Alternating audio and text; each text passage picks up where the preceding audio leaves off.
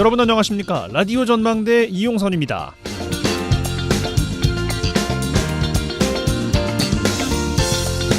초록우산이라는 아동복지기관이 조사를 해봤는데요. 우리나라 학생들의 평균 수면 시간이 3년 전 조사와 비교했을 때보다 15분이 줄었다고 합니다. 자는 시간도 부족한데 8명 중 1명은 푹 자지도 못한다고 해요. 이유는 공부나 내일 할 일에 대한 걱정 때문이랍니다. 학생들 가운데 절반 이상은 주말에도 학원을 가고 가족과의 대화 중에도 주로 공부와 성적 이야기를 한다고 답했습니다. 이 중에는 고민을 털어놓을 사람이 없다는 대답도 있었다는데요. 이런 답변을 한 우리나라 학생들 과연 행복할까요? 그렇지 못하겠죠. 아동 행복 지수는 100점 만점 중에 42점입니다. 낙제점이죠. 인생이란 시간 중에서 순수하게 친구들과 추억을 쌓고 꿈을 고민하고 키워갈 수 있는 귀한 시간이 행복하지 않다는 건 불행한 일인 것 같습니다. 더구나 시간은 정말 빠르게 흘러서 귀한 시간이 찰나처럼 지나갈 텐데 말이죠. 의대 진학만이 인생 대박인 것처럼 사회가 요란을 떨어도 잠자는 시간에도 꿈을 그려보라고 공부는 다가 아니라고 어깨를 토닥여주는 것이 어른들의 몫이 아닐까 이런 생각해봅니다. 라디오 전망대가 준비한 소식입니다. 지역 소식들 뉴스 브리핑 통해서 들어보고요. 매주 금요일 코너 민원 해결사 YMCA 토론 이어집니다. 잠시 후에 뵙죠.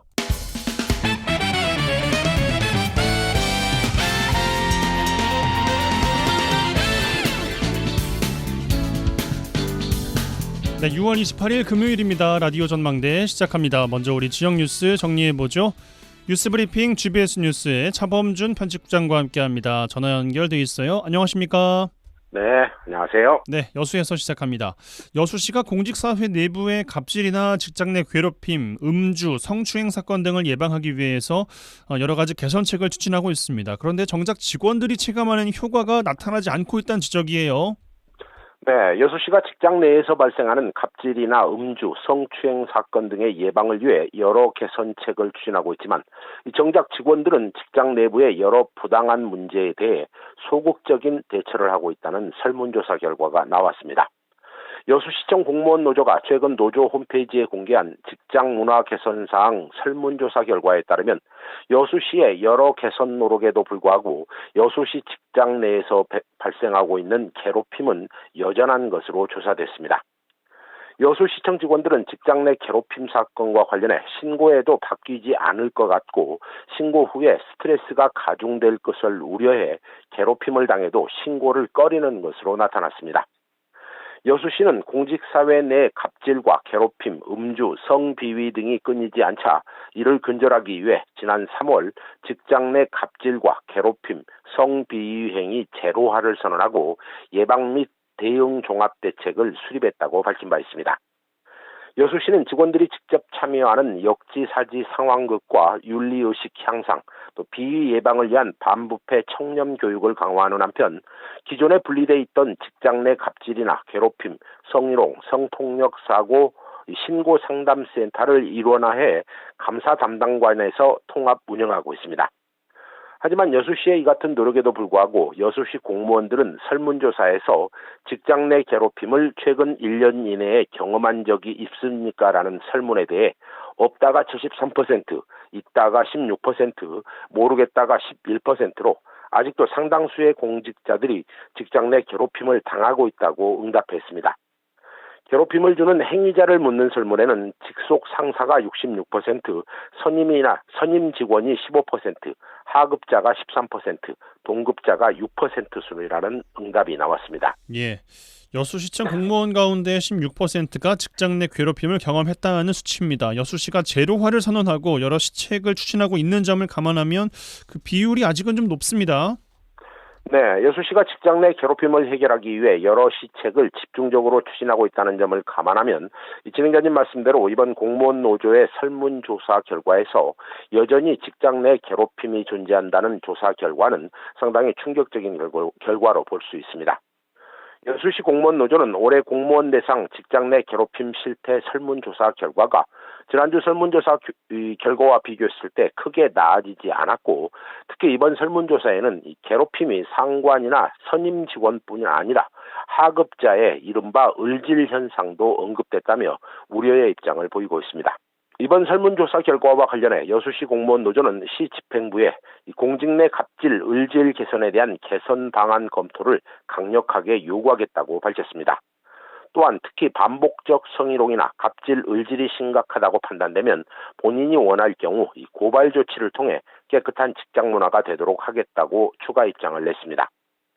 이번 설문조사 결과와 관련해 여수시 관계자는 근소하기는 하지만 지난해보다 나아지고 있다는 점에 주목하고 있고 교육 등 다각적이고 지속적인 대책을 통해 인식의 변화나 세대 간 갈등 요소 해소, 유연한 조직 분위기 조성 등 실효성을 높이기 위한 대책을 강화해 나가겠다고 입장을 냈습니다. 예, 뭐 참 어려운 일입니다만 그래도 더 적극적인 노력이 필요해 보이겠습니다.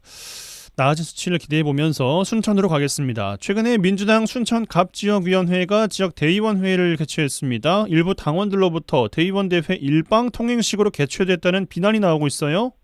네, 더불어민주당 순천 광양 곡성 구례갑 지역위원회가 최근 지역 대의원 대회를 개최했는데요. 일부 당원들이 지역위원회가 일방적으로 대회를 진행했고 원칙과 기준도 없이 무계획으로 대회가 진행되었다며 반발하고 있습니다. 민주당 순천 갑 지역위원회는 지난 21일 순천 호국기념관 1층에 대의원 60여 명이 참여한 가운데 지역 대의원 대회를 개최했는데요. 선출직 상무위원 31명과 전국대의원 51명을 선출했는데 해당 행사를 두고 일부 대의원과 당원들이 반발하고 있습니다. 이번 행사와 관련해 일부 당원들은 공개적으로 투명하게 선발하는 상무위원과 전국대의원을 사전에 내정된 명단을 발표하는 등 행사 자체를 요식적인 절차로 진행했다며 불만을 표출하고 있습니다. 예, 4월 총선 이후에 각 지원위원회별로 지역구 조직 정비가 진행되고 있습니다. 그러니까 당원들이 미리 정해진 시나리오에 들러리 아니냐 이제 이런 취지 불만 같습니다. 네, 행사에 참여한 일부 당원들은 당원을 대표하는 상무위원을 선출하는 과정에서 이미 다 정해놓고 이름만 부르면서 의결하는 행위는 이해할 수가 없었다며 행사 진행 과정에 대해 불만을 표출하고 있습니다. 참석자들은 지역위원회가 대의원들에게 상무위원의 역할에 대한 설명도 없었고 선출 일정을 포함한 원칙과 기준이 없이 무작위로 선출해 통보만 했다며 상무위원을 선출하는데 대의원들의 역할이 없었다는 입장입니다. 또 일부 대의원들은 각 지역구마다 전국 대의원 수가 배정되는데 그중 여성은 50%, 청년은 10%를 의무적으로 활동해야 하는데 해당 원칙이 무시되었고 또 대의원 대회가 과반수 숫자를 맞추기 위해 진행되었고 진행 방식도 일방 통행식이었다는 주장이 나오고 있습니다. 대의원 대회의 일방 통행 진행이 논란이 되자 김문수 지역위원장은 자신의 SNS를 통해 이번 상임위원 선출은 선출직 전국 대의원의 여성 비율 50% 이상, 청년 10% 이상 의무 규정과 권리당원의 추천인 순서와 규정에 따라 선정했고 향후 대의원 제도의 폐지가 필요하다는 입장을 밝혔습니다. 예, 알겠습니다. 광양에서 마무리하겠습니다. 최근에 이 시간에 광양보건대학교가 학교 정상화를 위해서 자발적인 구조 개선에 나섰다는 소식, 그리고 광양시의 대학 등록금 전액 지원 사업을 두고 지역민들 간의 찬반 의견이 나오고 있다는 소식 전해드린 바 있습니다. 최근에 광양 지역 시민단체가 주축이 된 광양보건대 살리기 시민운동본부가 출범했어요. 네, 광양시 하나뿐인 대학인 광양보건대를 살리기 위해 지역 시민단체들이 학교 살리기 시민운동본부를 출범하고 본격적인 활동에 나섰습니다. 광양 YMCA와 광양 YWCA, 광양참여연대, 광양환경운동연합 등으로 구성된 광양시민단체협의회가 광양보건대학교 살리기 시민운동본부를 출범해 학교 살리기 활동에 나섰습니다. 이 학교 살리기 시민운동본부는 출범과 함께 뜻있는 시민과 단체와의 연대를 확장하고 광양보건대 정상화를 위한 범시민운동 전개, 또 시민 1만 원 후원 운동을 통한 지역 상생대학의 기반을 마련하고 광양보건대 홍보 및 신입생 유치 노력 등 총 4가지 목표를 제시하고 다양한 활동을 전개하기로 했습니다. 시민사회단체의 외부적인 지원이 성과로 나타나기 위해서는 대학 내부의 자생력을 확보하는 것도 참 중요할 것 같은데 시민사회 활동에 대해서 대학 측의 입장이 나왔습니까? 네, 시민운동본부 출범과 관련해 광양대학 측은 대학발전기금 30억 원을 모으는 일에 교육부 산하 한국사학진흥재단의 승인이 떨어졌고 기부 의사를 밝힌 재정 기여자들이 나타나면서 대학에서는 학교 회생의 긍정적인 기회로 판단하고 있다는 입장입니다. 광양보건대 측은 재정 기여자가 나타난다면 광양보건대학은 이 관선 이사 체제에서 이 정이사 체제로 전환되고 정상적인 학교 운영을 할 수 있는 발판이 마련될 것이라며 이 폐과된 간호과 부활도 가능한 상황을 맞을 수 있을 것이다. 이런 입장을 보이고 있습니다. 예, 알겠습니다. 뉴스브리핑 GBS 뉴스의 차범준 편집국장과 함께했어요. 고맙습니다. 네, 고맙습니다.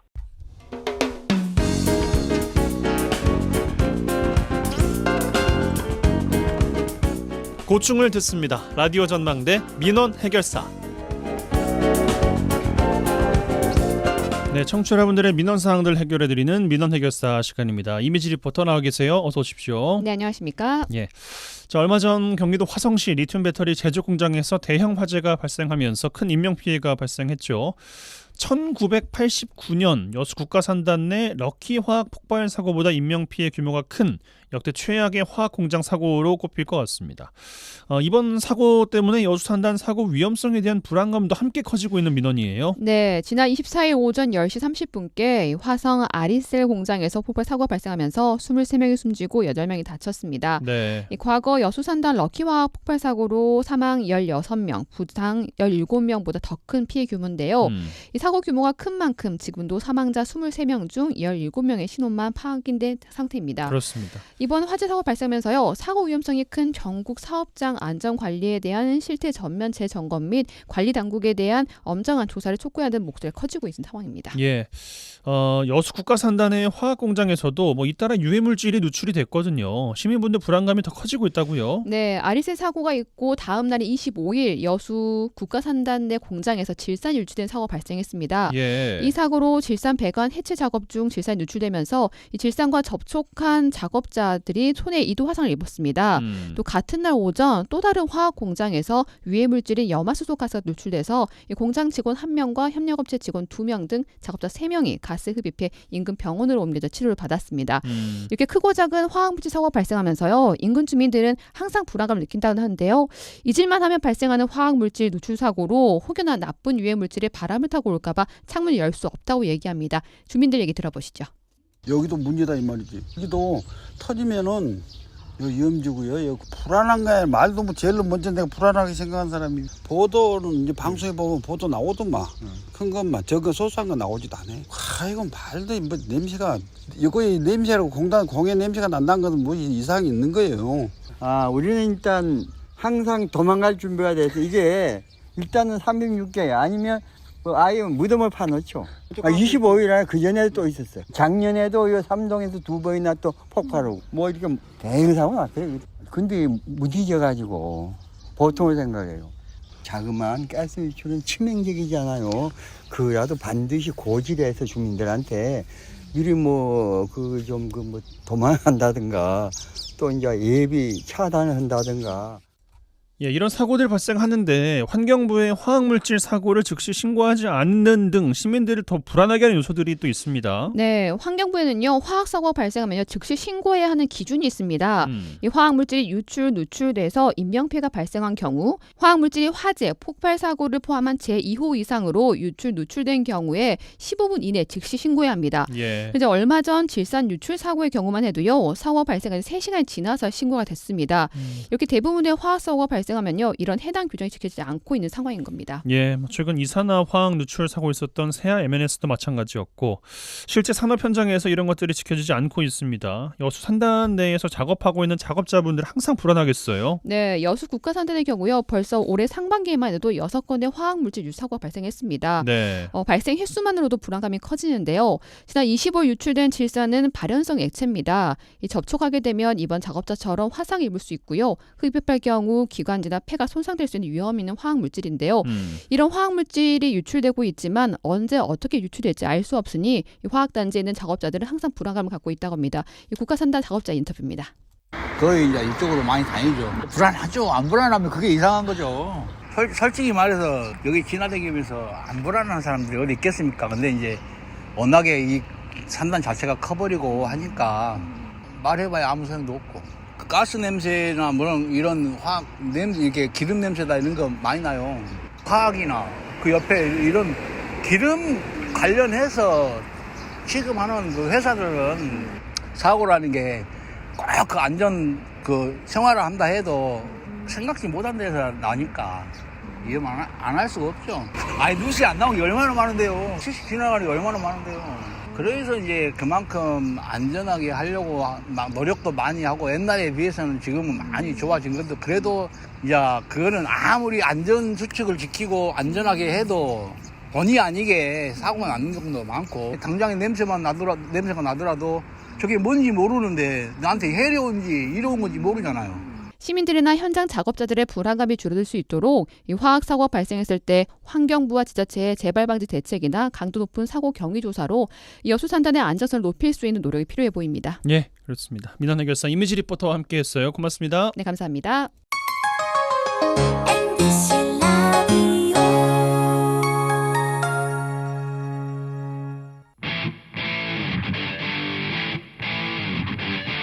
젊고 당찬 시사 생활밀착 뉴스 이용선의 라디오 전망대.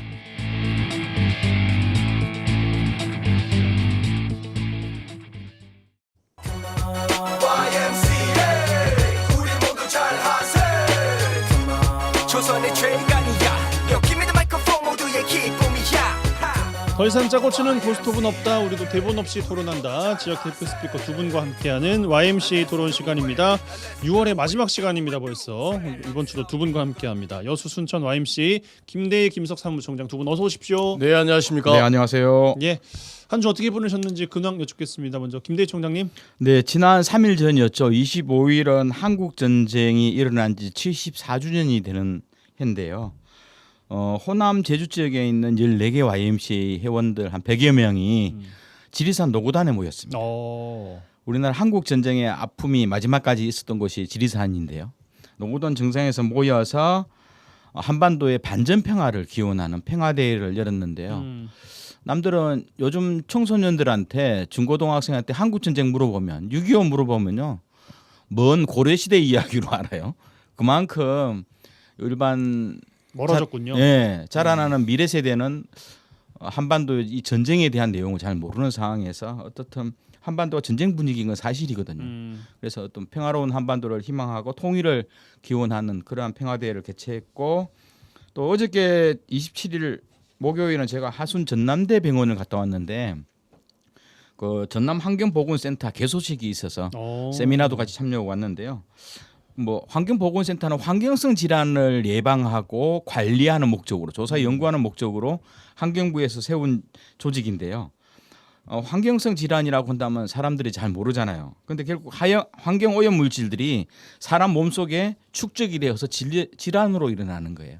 대표적으로 우리가 미나마 따라 있다 이런 그죠? 유독 화학 물질이 내 몸에 축적되어서 수십 년 후에는 그 사람한테 그 암보다도 암처럼 무서운 질병들을 하는 건데 우리 생활 주위에 굉장히 많아요. 그래서 앞으로 국가 차원에서 지방정부 차원에서 이런 환경성 질환을 관리할 필요가 느끼고 또 일반 시민들한테 올바로 교육할 필요성이 느끼는데요. 아마 어제 그런 것들을 그 임상회 쪽에 있는 의사들뿐만 아니라 NGO들이 모여서 어떤 식으로 전남 지역의 환경성 질환을 예방할 것인지 고민했고 동부 쪽은 또 산업단지가 많잖아요. 산업단지는 근본적으로 유해화학 물질을 배출할 수밖에 없고 이것이 노동자뿐만 아니라 일반 시민들도 인근에 살고 있는 시민들도 이런 유해적인 환경성 질환들이 굉장히 일어날 가능성이 높죠.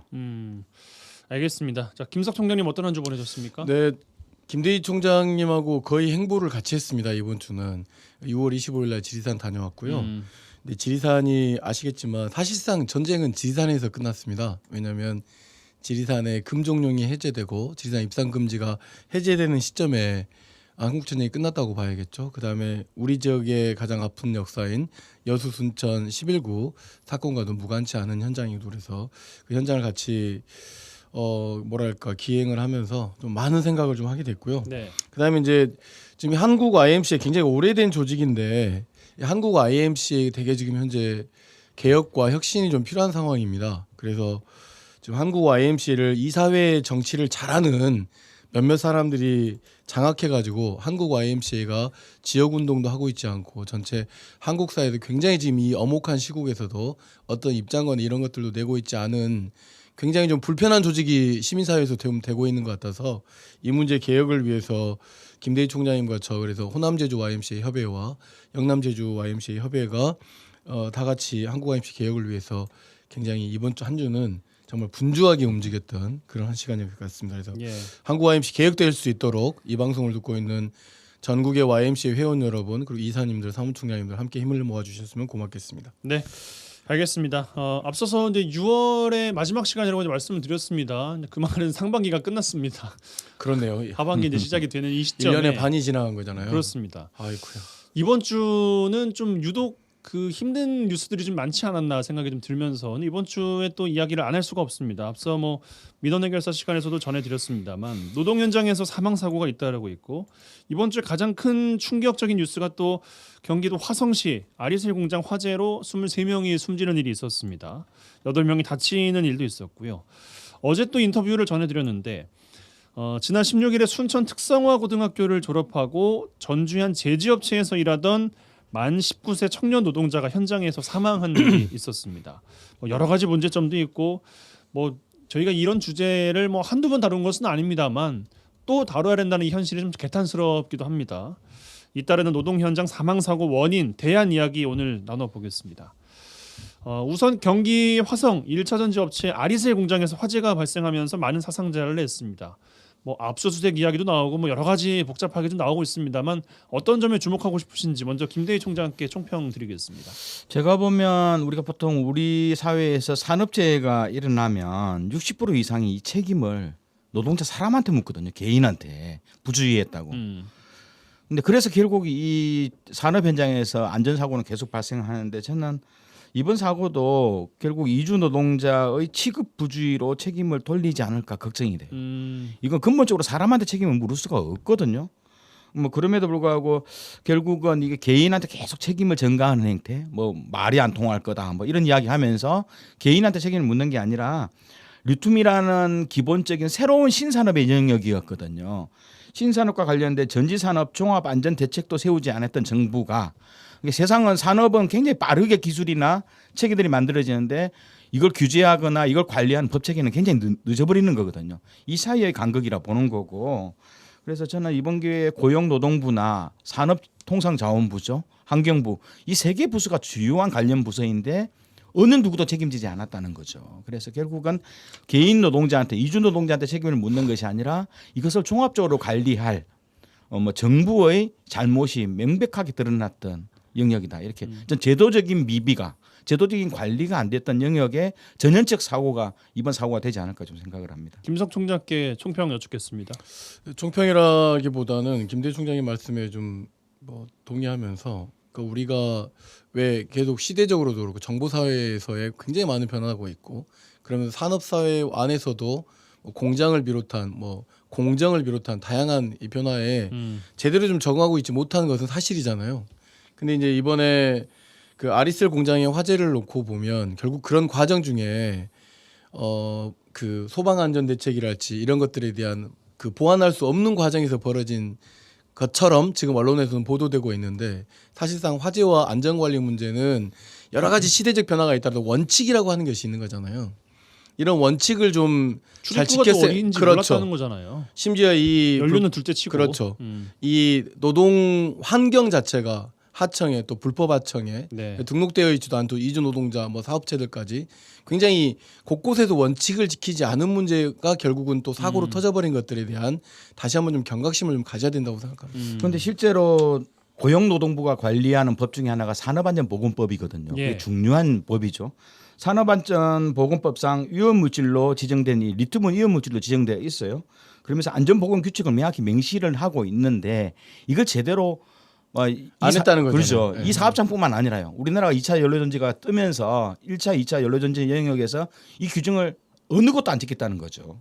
그러면 결국은 리튬은 이 산업안전보건 기준에 의하면 7가지 위험물질 중에서 이 관리 방법도 명시하고 있어요. 명확하게 안전취급 방법으로 공기와 접촉을 피할 것. 그죠? 그리고 두 번째로는 타 위험물질과 격리해서 보관할 것. 그리고 세 번째로는 물을 접촉 금지할 것. 또 네 번째로는 취급 시에 특히 기구를 사용해야 되고 노동자가 손으로 절대 만지면 안 되는 것. 뭐 그만큼 이거 화재 폭발 위험이 알고 있었던 거고 또 이러한 위험 물질을 지급하는 곳은 출입구를 2개 이상 만들어야 되는 것. 이게 규정이 있었거든요. 그러면 건축 인허가를 담당하는 쪽도 출입구가 2개 이상 있어야 되는지도 몰랐던 거고 맨날 현장 점검 가거든요. 사전 예방 점검에서 수많은 뭐 기관들이 공무원들이 완장차고 가잖아요. 그럼 이것도 제대로 안 봤다는 거예요. 아마 다른 사업장도 비슷할 거라 이렇게 보는 거죠. 공감하세요, 김석훈 의원님? 100번 공감하고 이 과정에서 저는 이제 워낙 산업보건 안전 관련해서는 김대희 총장님께서 여러 가지를 하고 있기 때문에 그거는 제가 언급하지 않는다 안 빼고 한다면 이 노동 환경에 대한 그러니까 회사 측에서 어떻게 이렇게 노동 환경을 2중 3중으로 이렇게 하청업체 또는 불법 하청업체를 알면서도 그러면서 이제 지금 이렇게 사고가 나고 나니까 예를 들어서 한국말을 제대로 이해하지 못한 뭐 외국인 노동자들의 뭐 이해 부족으로 인한 일이다라고 하는 것처럼 지금 계속 그 책임을 전가하고 있는 모습들도 노동 현장에서 벌어진 모든 사고들이 책임을 회피하고 결국은 누군가 노동자의 문제로만 그 제한하고 있는 것들이 계속 반복되고 있는 것들이 왜 개선되지 않을까라고 하는 이런 질문을 좀 던지고 싶습니다. 아니 그 곧 말씀 주신 것도 참 황당하기도 하고 이거 뭐 당연한 이야기인 것이 네. 외국인 노동자분들은 없으면은 공장 안 돌아가고 논밭 그리고 어장 안 돌아가잖아요. 맞습니다. 네. 근데 우리나라 말을 모른다고 그게 책임을 다 탓이 떠넘겨 되면 버리고 좀 말이 안 되는 거 아니에요? 안전교육이 미비했다라고 하는데 안전교육을 미비했다라고 하는 그 과정 앞에는 일단 안정적 고용 환경에 대한 그 계약 근로가 있어야 될 것이고 네. 원칙적으로 계약 근로가 된다라고 하면 왜 안전교육이 안 되고 또 관련된 내용들에 대한 장비나 또는 이런 어떤 뭐 출입구 이런 것들이 안 되겠습니까? 돈 중심에 놓다 보니까 뭐 근로 환경이랄지 인건비를 좀 줄이기 위한 여러 가지 회사의 편법들이 결국은 이런 것들이 생기지 않았느라고 조심스럽게 예측을 하고 있는 것이죠. 근데 이번처럼 대형 사상자가 발생하는 대형 사고 이전에 보통 우리가 아차 사고라 그러잖아요. 있었더라고요. 네, 그러니까. 그한 수백 번 아니 300번 이상 있었을 거예요. 보통 우리가 하인리 법칙이라고 산업 안전 영역에서 중요한 법칙인데 우리가 아차 사고, 아이고 시급했다 이런 것들이 한 300번 이상 벌어지면 결국은 약간 경미한 사고가 한 29번 있었을 거다. 근데 이것도 다 무시하는 거죠. 체크라는 건 무시하면 한 번의 중대 재해가 발생되는 이 법칙인데요. 그만큼 현장에서 일어나는 수많은 아차 사고들을 그때부터 꼼꼼히 체크했었다면 누군가가 하나 아우 다행이다가 아니라 그렇죠. 그때를 체크했어야 된다. 그렇죠. 아 시급했다. 아유 다행이다가 아니라 내가 왜 이리 놀랬지? 이때부터 체크했다면 이래 안타까운 목숨이 있는 중대재해 사실 그런 거 하라고 중대재해처벌법도 만들고 네. 그렇게 한 건데 중대재해처벌법이 결국은 기업과 뭐 어떤 이런 그 경영 환경을 전혀 무시한 가운데서 결국은 그 경영자들을 뭐 범죄자 취급한다라고 하는 것에 주안점이 맞춰져 있지만 그런 거 하라고 중대재해처벌법이 일단 경고성으로 만들어져 있는 건데 여전히 또다 이렇게 심각한 문제를 발생시킨 것에 대해서 한번 그냥 넘어가서는 안 된다. 이 문제 관련해서는. 예. 근데 또 이런 것들도 있어요. 참 이것도 참 눈살을 찌푸리게 하는데 뭐 나라 구하다 죽었냐, 뭐 중국인이 불낸 것 아니냐, 이 뭐 말도 안 되는 이런 혐오 이런 것들도 상당히 큰 문제 아니겠습니까? 네, 그렇죠. 이런 혐오 사상이 저는 노동계까지도 넘어올 줄은 꿈에도 몰랐습니다. 우리가 보통 이제 여수 산단에 있다 보니까 위험의 외주와 이제 광양제철과 여수 산단 있는 쪽은 하도 이제 사고들이 협력업체나 하청업체, 비정규직 노동자들이 그쪽에서 이제 피해들이 많이 발생되니까 보통 우리가 위험의 외주화를 반대한다 이런 이야기를 많이 하잖아요. 근데 이번 사고는 위험의 외주화가 아니라 위험의 이주화가 돼버린 거예요. 이주화. 네, 외국인 노동자들, 그러네요. 비정규직적이고 사회적으로도 가장 열악한 외국인 노동자들한테 모든 책임을 전가하는 위험의 이주화가 전 사회에 지속되고 있다는 걸 느낄 수 있고요. 실제로 여수 산단도 지금 외국인 노동자들 받자고 그래요. 왜냐하면 브랜트라든가 일반 토목 건설 영역에 석유화학단지는 워낙 위험한 사업이라서 외국인 지금까지 금지되어 있었거든요. 서로 합의하에. 근데 지금 작년부터 외국인 노동자들 받자 이런 논의가 많거든요. 이 말은 뭐냐 하면 저임금 구조를 안착화시키겠다는 뜻이거든요. 그럼 실제로 외국인들 오려면 그 나라 모국어로 교육을 시켜줘야 돼요. 안전교육에 100시간이 있다면 우리나라 노동자들이 교육받고 특수검진도 받고 들어가잖아요. 그럼 모든 것이 그 나라 노동자의 모국어로 해줘야 되는 거예요. 누구나 다 이해하고 빨리 파악하고 그 모든 안전 표시라든가 그림이나 글자도 그 나라 애국어를 써줘야 되는 거예요. 그렇죠. 산업 현장은. 이러한 시스템적인 내용을 고민하면서 외국인 노동자를 받을 수 있는 제도적 장치를 해줘야 되는 거지. 사고가 나면 한국말을 몰라서 한국 글자를 몰라서 뭐 비상구라는 글자를 몰라서 도망을 못 쳤다. 이런 식으로 개인한테 책임을 물어버리면 안 되는 거죠. 저는 이제 이런 혐오와 왜곡이 좀 확산되는 과정에는 기본적인 외국인에 대한 차별적 시각이 있다고 생각해요. 만약에 미국인 또는 유럽에 있었던 백인이 죽었다라면 이런 그 비아냥과 조롱이 나왔을까라고 하는 생각이 들고, 이런 차별적 시각들이 계속 존재하는 것들이 이제 우리가 가지고 있는 우리나라의만의 문제는 아니에요. 미국도 마찬가지고 유럽도 마찬가지긴 하죠.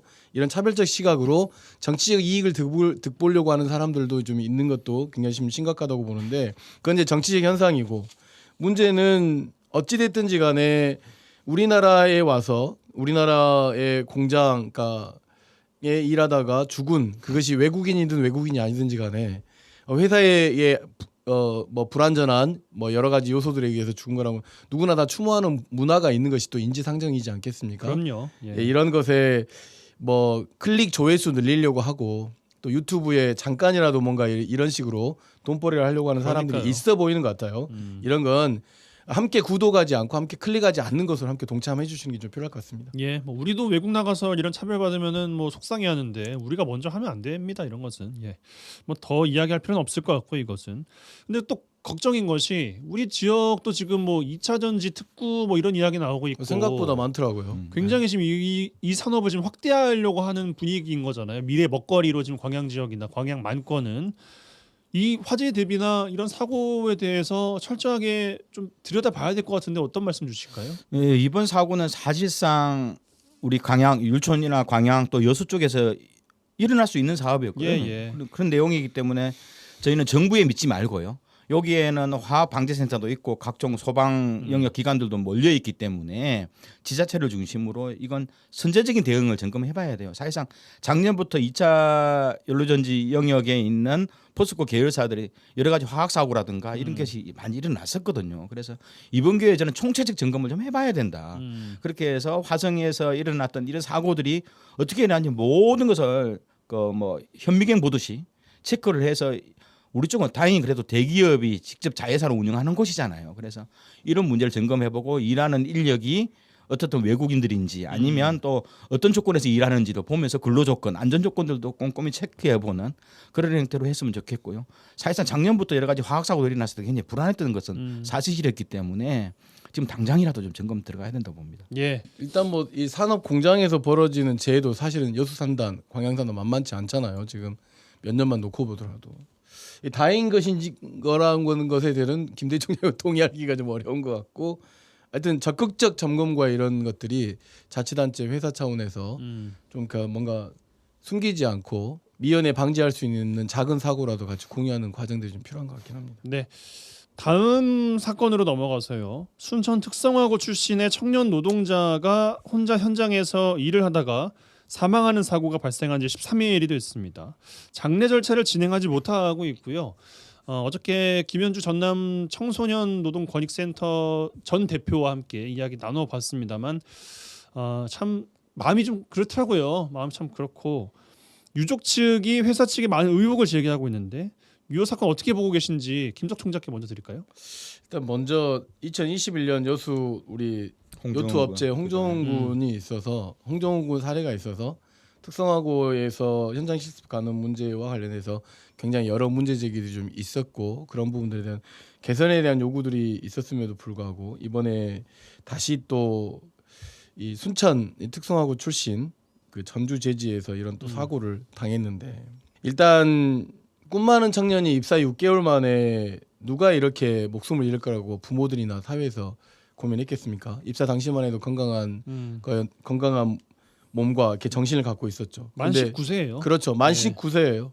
지켜지지 않은 건 2인 1조로 움직여야 되는데 그게 지켜지지 않았다는 거잖아요. 그다음에 호흡보호 장치를, 유독가스 나오는 문제가 있기 때문에 호흡보호 장치를 했을 때는 그렇지 않다는 거잖아요. 결국은 회사의 책임이지 않겠습니까?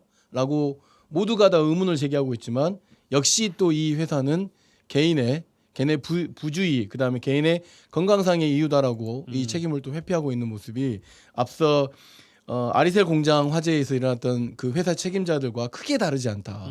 모든 이 회사 업자들은 도대체 왜 이러는지 도대체 알 수가 없습니다.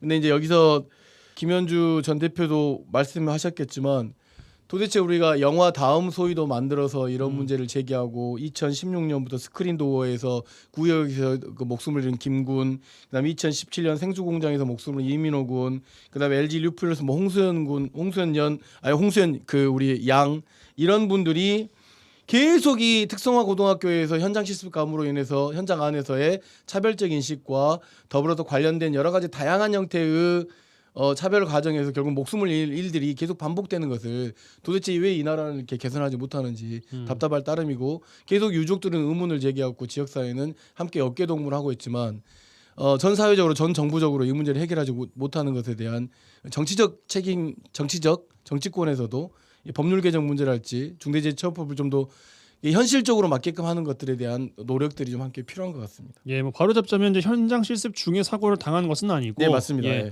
이 순천 특성화고 출신 전주페이퍼라는 회사는 정규직으로 들어간 지 이제 6개월 만에 2인 1조 근무가 지켜지지 않아서 혼자 일을 하다가 혼자 쓰러져 있는 것을 1시간 만에 이제 발견이 그렇죠. 돼서 결국엔 사망하게 된 일입니다. 김대 총장님 말씀 이어주실까요? 그러니까 실제로 이제 이 친구는 고등학교를 졸업하고 네. 이제 성인이 되어서 회사를 취직한 거 아니에요. 군대는 그죠? 안 가고. 근데 실제로 이 사업은 현장 실습 사고가 계속 발생했을 때 연결되어서 봐요. 네, 연결된다고 맞아요. 봐요. 예. 그래서 현장 실습이 일어나면서 현장 실습 갔던 곳에 그대로 다시 취업을 한 맞습니다. 겁니다. 한 거죠. 예, 예. 되는데 결국 이것은 이제 인턴 수습 과정이에요. 전주 페이퍼는 굉장히 뭐 작은 회사는 아니에요. 뭐 제지 공장 중에서는 전주 제지 우리가 들어봤을 거예요.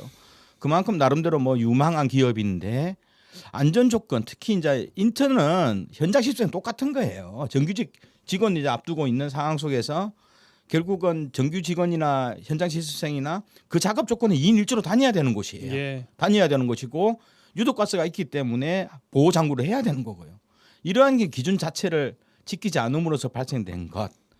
이것은 산업 현장에서 이건 너무나도 이게 중요한 원칙들을 버렸던 거거든요. 그렇다면 개인의 잘못이 아니라 회사가 안전 시스템이 어떻게 되고 있는지 체크를 해야 되는 거고 노동부가 당장 이제 산업안전보건법에 근거해서 현장 감독 나왔을 때 사실을 이야기해 줘야 되는 거예요. 근데 다 닦아버렸다는 거잖아요. 그러죠. 예. 은폐시킨 거죠. 정리를 다 해버렸다는 은폐 다 거 아니겠어요? 해버렸고 그래서 그러죠. 이제 그 유족들이 이야기하고 있는 것은 고용노동부가 전주페이퍼를 조사해라. 그다음에 특별 근로 감독을 좀 둬라라고 하는 것들이 좀 저는 이행돼야 된다고 생각하는 건데 어떻게 그 현장을 그렇게 치울 수가 있죠? 거기 사망 사고가 일어난 거잖아요. 아, 왜 이런 일이 반복되는지 도대체 답답합니다. 그러면 현실적으로 이 문제에 대해서는 그동안에 고용노동부가 제대로 안 했다는 뜻이거든요.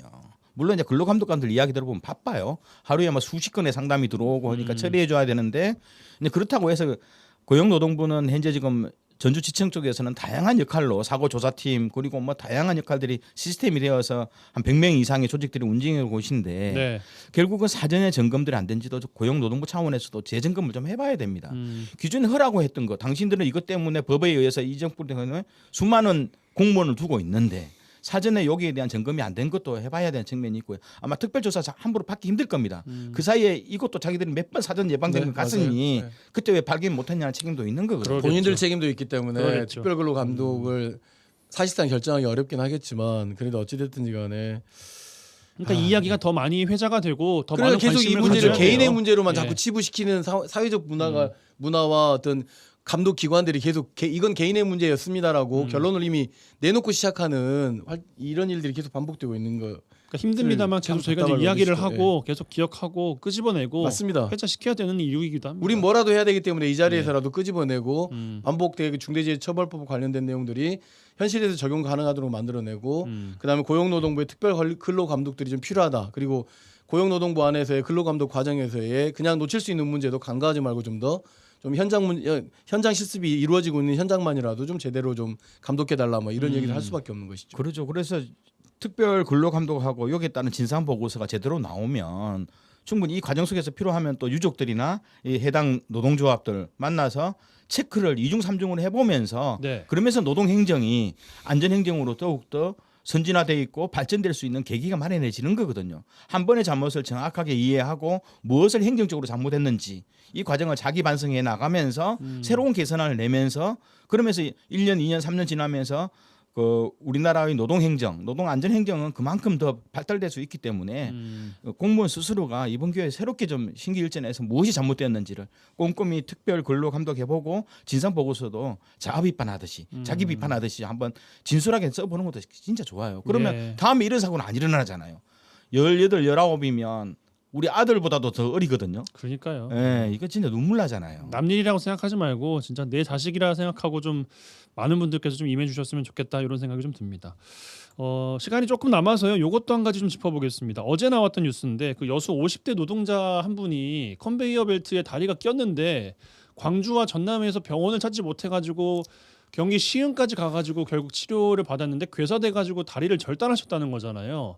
요 이야기까지 하고 좀 지나갔으면 좋겠는데 김대희 총장님 어떻게 해야 되겠습니까 이거? 이제 우리가 그 동안에 물론 이제 지금의 이제 의대 정원 때문에 네. 인근에 있는 상급 국립대 병원이 의료 인력이 없다고 해서 이제 거부했던 영역도 있지만 그것도 있는데 이제 치료가 안 된다. 그렇죠. 안 된다고 넘긴 거죠. 예. 그만큼 이제 1차적으로는 우리 여수 지역 단위에 이렇게 여러 가지 그 근골격계 그리고 화상이라든가 특수한 검진 영역에 상급 병원이 없다는 이것은 문제점이 하나 더 확인되는 거고요.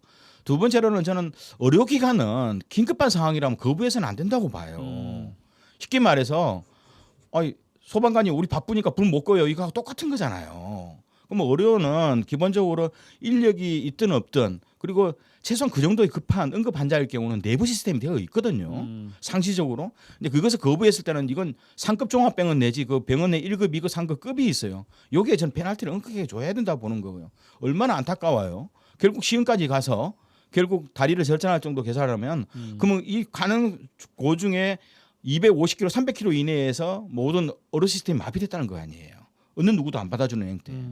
그것도 이것도 굉장히 중한 병도 아니었잖아요. 처음에 잘만 치료하고 잘만 관리했다면 신체를 절단할 수밖에 없는 이렇게 귀중하고 처음부터 아예 막 큰 병은 아니었거든요. 이 관리 자체가 안 돼버리고 사고니까. 예, 그러면서 결국은 병원마다 충분히 이런 응급 의료 시스템이 있다라고 생각했던 3차 의료기관 내지 상급 병원이 이 치료를 거부했다는 것 자체가 이해가 안 돼요. 저는 이것도 명확하게 저는 사고 원인 파악해봐야 된다 봅니다. 그러니까 문제가 더 큰 사고 나면은 어쩔 거냐라는 그렇죠. 이제 그 우리가 이어왔던 이야기를 좀 종합해 본다면 이런 급의 사고가 더 크게 나면 우리는 어떻게 해야 돼? 이제 이런 생각까지 하실 수 있을 것 같아서 김석 총장께 답변 듣고 사실은 마무리하겠습니다. 이런 일이 드러나서 그렇지 이번만은 아니었을 겁니다. 그렇죠. 분명한 네. 것은 그다음에 뭔가 응급조치나 이런 것들이 좀 필요한 가운데서 예를 들어서 병원마다 역할이 있는 거거든요. 응급조치를 하고 그다음에 상급병원으로 보내고 안 되면 이제 이거 그 긴급한 수술과 관련돼서 다른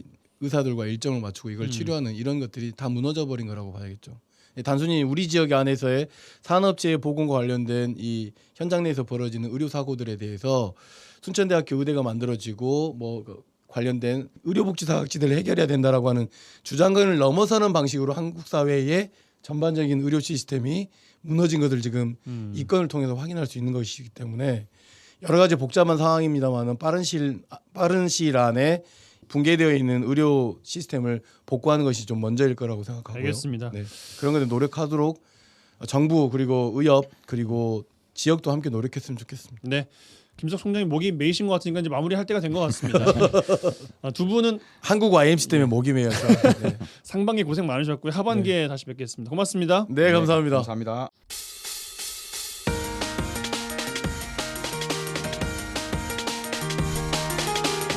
네, 6월 28일 금요일 라디오 전망대 오늘 준비한 소식은 여기까지입니다. 오늘도 이번 주도 그리고 이번 달도 고생 많으셨습니다. 와, 정말 상반기가 금방 지나가는 것 같습니다. 예, 저만 그런가요? 자, 데이식스의 한 페이지가 될 수 있게 흐르고 있습니다. 그리고 일요일은 월간 라전으로 꾸려지는데요. 특강이 한 편 준비되어 있습니다. 일요일 저녁 6시 5분에도 많은 청취를 부탁드리겠습니다. 이용선이었습니다.